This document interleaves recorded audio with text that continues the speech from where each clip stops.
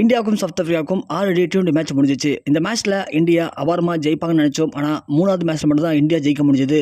இதனால் இந்த தொடரை நாம் இப்போ சமம் பண்ணிட்டோம். அடுத்ததாக இந்தியாவுக்கும் சவுத் ஆஃப்ரிக்காவுக்கும் இப்போ ஓடிய மேட்ச் ஆரம்பிக்க போகுது. நாளைக்கு இந்த மேட்ச் ஆனது ஆரம்பிக்க போகிறாங்க. இதற்காக இந்திய அணியுடைய வீரர்கள் எல்லாருமே கடுமையான வலைப்பயிற்சி ஈடுபட்டிருக்காங்க. அது மட்டும் இல்லாமல் தென்னாப்பிரிக்க வீரர்களும் இப்போது கடுமையான வலைப்பயிற்சி ஈடுபட்டிருக்காங்க. அப்படி 2 வீரர்களுமே வலைப்பயிற்சி தாண்டி இப்போது வார்ம் அப் மேட்சும் விளையாண்டு வந்துட்டு இருக்காங்க. ஏன்னா நாளை நடக்கிற ஓடிய மேட்ச் 2 பேருக்குமே மிக முக்கியமான மேட்ச்.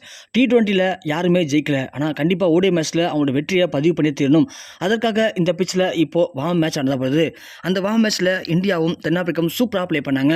அதுலேயும் குறிப்பாக இந்தியாவில் இருக்கக்கூடிய மிக முக்கியமான வீரர்கள் ப்ளே பண்ணதை பார்த்து எல்லாருமே இன்றைக்கி ஒட்டுமொத்தமாக அதிர்ச்சி அடைஞ்சிருக்காங்க.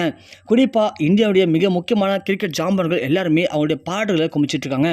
இந்த மாதிரி வீரர்களுக்கு தொடர்ந்து T20 மேட்ச்லும் வாய்ப்பு தந்தே தீரணும்.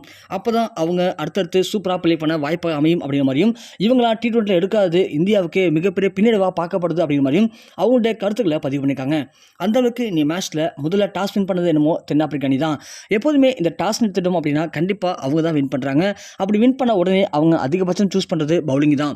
ஸோ பவுலிங் சூஸ் பண்ணி பேட்டிங்கை எடுத்தோடனே இந்தியாட்ட கொடுத்தாங்க. அப்படி பேட்டிங்கை எடுத்தோடனே கிளம்புன இந்திய அணியில் முதல்ல ருத்ராஜ் கேக்வாத்தும் சாய் சுதர்சனும் கிளம்புனாங்க. அப்படி களமிறங்கி 2 பேருமே சூப்பரான பார்ட்னர்ஷிப் அமைப்பாங்கன்னு நினச்சோம். அதே மாதிரி 2 பேருமே அவங்களுடைய அரசியத்தை கடந்தாங்க. அப்படி அரசியத்தை கடந்த நிலையில் ருத்ராஜ் கேக்வாத் அவர்கள் அடித்த ஒரு 6 ஆனது கொஞ்சம் கைமீறி 6 லைனில் இருந்த தென்னாப்பிரிக்காவுடைய வீரர் அந்த கேட்சை பிடிச்சி ருத்ராஜ் கேக்வாத்தை வெறும் 33 பாலுக்கு 57 ரன் அப்படிங்கிற ரன் வித்தியாசத்தில் அவரை வீழ்த்தினார். அடுத்ததாக கிளம்பின சேசே அவர்கள் அவருடைய அற்புதமான ஆட்டத்தை வெளிப்படுத்தி 15 பாலுக்கு 32 ரன் அடித்தாங்க. அடுத்ததாக வந்து திலக் வர்மா 20 பாலுக்குலாம் 13 ரன் அடித்தார். அப்படியே ரிங்கு சிங் அவர்கள் கிளம்பிறங்கி கொஞ்சம் கொஞ்சமாக அவர் 30 பாலுக்கு அவருடைய அரசத்தை கடந்தார். அந்த நிலைமையில் இந்த பக்கம் பார்த்தா நம்ம சாய் சுதர்சன் அவர்கள் மிகப்பெரிய ஒரு ஆலமரமாக வளர்ந்துட்டார். யாருமே எதிர்பார்க்கவே இல்லை. அவரையும் எப்படியோ வீழ்த்தான்னு சொல்லி தென்னாப்பிரிக்க அணி தொடர்ந்து போராடி பார்த்தாங்க. ஆனால் அவங்க போட்ட பால்ஸ் எல்லாத்தையுமே அவர் அசால்ட்டாக அடிக்க ஆரம்பித்தார். ஒரு கட்டத்துக்கு மேலே அவர் 9 6 20 4ன்னு அடித்து வெறும் 65 பாலுக்குலாம் 194 ரன் அடித்து மிகப்பெரிய ஸ்கோரை ஒரு பக்கம் பதிவு பண்ணார்.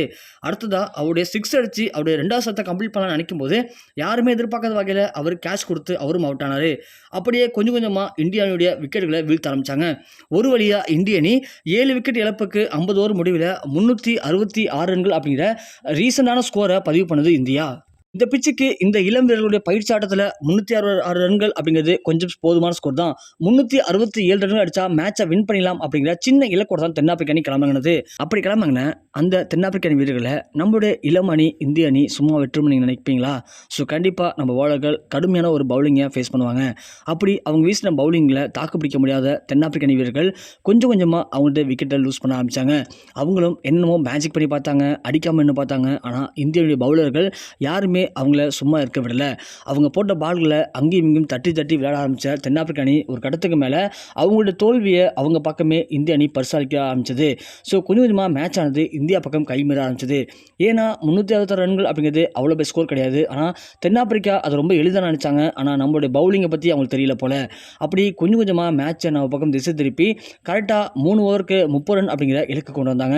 கடைசியாக வெறும் 6 பாலுக்கு 20 ரன் அடித்தா மேட்ச் வின் பண்ணிடலாம் அப்படி இலக்கு வந்தால் கூட தென்னாப்பிரிக்க அணியை கடைசி ஒரு ஓவரில் சேஸ் பண்ணும்போது ரொம்பவுமே அசால்ட்டான ஒரு பவுலிங்கை வீசி தென்னாப்பிரிக்காவை கொஞ்சம் கொஞ்சமாக அந்த விளிம்புலேயே வச்சு தென்னாப்பிரிக்காவை கடைசியாக 1 பாலுக்கு 5 ரன் கணக்கில் லாஸ்ட்டு 1 பாலுக்கு அவரும் எவ்வளோ தடுத்த மாதிரி பார்த்து கரெக்டாக ஒரு ஒன்றிச்சு தான் அடித்து 4 ரன் வித்தியாசத்தில் இந்தியா தென்னாப்பிரிக்காவை வீழ்த்தினது.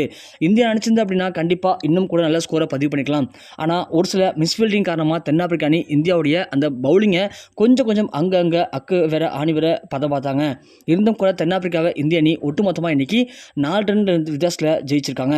ஸோ கண்டிப்பாக இந்த பயிற்சியாட்டத்தில் மிக முக்கியமான வீரரை நம்ம சாய் சுதர்சன் பார்க்கப்படுறாரு. ஏன்னா அவருடைய பேட்டிங் ரொம்ப சூப்பராக இருந்துச்சு. 65 பாலுக்கு 194 ரன் அப்படிங்கிறது அவருடைய முதல் டெபியூட்டில் ஓடியில் இந்த அளவுக்கு அவர் யாருமே எதிர்பார்த்த அளவுக்கு அடிப்பான்னு சொல்லி யாருமே எதிர்பார்க்கல. இவரெலாம் T20 மேட்ச்சில் இருந்தார் அப்படின்னா கண்டிப்பாக T20க்கு இந்திய அணிக்கு இன்னும் கூட நல்ல ஒரு பலமாக இருந்திருக்கும். அதனால் இந்திய அணியுடைய கிரிக்கெட் ஜாம்பர்கள் எல்லாருமே இப்போது அவருக்கு பாட்டுகளை குமிச்சிட்டு இருக்காங்க. அது மட்டும் இல்லாமல் இனிமேல் இருக்கக்கூடிய T20 மேட்ச்லாம் கண்டிப்பாக இந்த மாதிரியான இளைஞர்கள் பங்கேற்க வேண்டும் அப்படிங்கிற மாதிரியும் அவங்களுடைய கோரிக்கைகளை முன் வச்சிருக்காங்க. ஸோ நீங்கள் சொல்லுங்கள், இது மாதிரி பயிற்சியாட்டத்தில் ஈடுபட்டு சாய் சுதர்சன் அவர்கள் இந்த அளவுக்கு ரன்னை பதிவு பண்ணியிருக்காரு. இதே மாதிரி முக்கியமான மேட்ச்சில் அவர் விளையாண்டார் அப்படின்னா கண்டிப்பாக இந்திய அணிக்கு எவ்வளோ பெரிய ஒரு கடுமையான பலமாக இருக்கும் நீங்கள் நினைக்கிறீங்க? உங்களுடைய கருத்துக்களை கீழே மறக்காமல் கமெண்ட் செக்ஷனில் பதிவு பண்ணுங்கள்.